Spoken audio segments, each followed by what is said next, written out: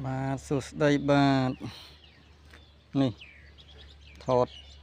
វីដេអូបង្ហាញបងប្អូនឲ្យស្គាល់បាទរមៀតខ្មៅបងប្អូនខ្លះក៏ស្គាល់បងប្អូនខ្លះក៏មិនស្គាល់អីចឹងទៅអញ្ចឹងចែកនៅចំណេះដឹងនៅប្រទាលបាទប្រទាលរមៀតខ្មៅប្រទាលរមៀតខ្មៅបាទប្រទាលរមៀតខ្មៅចឹងប្រទាលវាមានរមៀតហ្នឹងវាមានច្រើនប្រភេទបាទមានរមៀតស្លមានរមៀតខ្មៅមានរមៀតសហើយមានរមៀតព្រះអង្កោលក្បាលទៀបមានរមៀតព្រះអង្កោលក្បាលខ្ពស់បាទហើយរមៀតសមានពីរបីប្រភេទមានរមៀតសធំមានរមៀតសតូចមានរមៀតសទំពុកធំមានរមៀតសទំពុកតូចអីចឹងទៅបាទអញ្ចឹងរមៀតនឹងមានច្រើនប្រភេទបាទនេះចែករំលែករមៀតខ្មៅបានស្គាល់បងប្អូនស្គាល់ទាំងអស់គ្នាបាទជាចំណេះដឹងរមៀតមានច្រើនប្រភេទបាទនេះបងបង្ហាញរមៀតខ្មៅបាទរមៀតខ្មៅនេះមានពីមានរបស់ខ្ញុំមានពីរប្រភេទបាទមានរមៀតសស្លឹកបៃតងស្នូត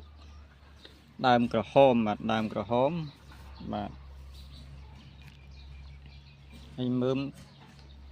ពណ៌ឈាមជ្រូកបាទជួនទៅជាទឹកប៊ិចអញ្ចឹងទៅនេះប្រភេទស្លឹកលក្ខណៈទ្រង់ទ្រាយហើយរមៀតខ្មៅមួយទៀតដើមបៃតងស្លឹកស្នោតដែរបាទមើមសទឹកពណ៌ទឹកប៊ិចពណ៌ខៀវបាទនឹងគេដាំរហូតដល់ខ្មៅល្អបាទនេះរមៀតខ្មៅហើយស្រុកឥណ្ឌាក៏មានពីរប្រភេទចឹងដែរបាទតាមឯកសារចៅជ្រាវទៅឃើញថាមានពីរប្រភេទដែរស្រុកឥណ្ឌាគេដាំរាប់ហិកតាយកជាលក្ខណៈក្រុមហ៊ុនស្រុកឥណ្ឌាគេឲ្យដាំឲ្យក្រុមហ៊ុនគេយកទៅធ្វើជាឱសថបាទធ្វើជាថ្នាំពេទ្យធ្វើជាឱសថប្រភេទរមៀតខ្មៅនេះស្រុកឥណ្ឌាហ្នឹងតាមឯកសារស្រុកឥណ្ឌានេះស្រុកខ្មែរបាទតាមលក្ខណៈគ្រួសារបាទធ្វើជាថ្នាំឱសថតិចតួចអីចឹងទៅរមៀតខ្មៅបាទ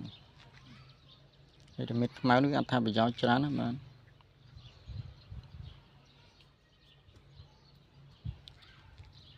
ធ្វើថ្នាំរែកថ្នាំដុំគិះដោះពកដោះសាច់ដុំគិះអីហ្នឹងហឺតបាទតែគាត់ហឺតស៊ូតអីហ្នឹងខាងរមៀតខ្មៅនេះខាងឯកសារស្រុកឥណ្ឌាគេរកឃើញអញ្ចឹងនេះត្រូវឱសថច្រើនណា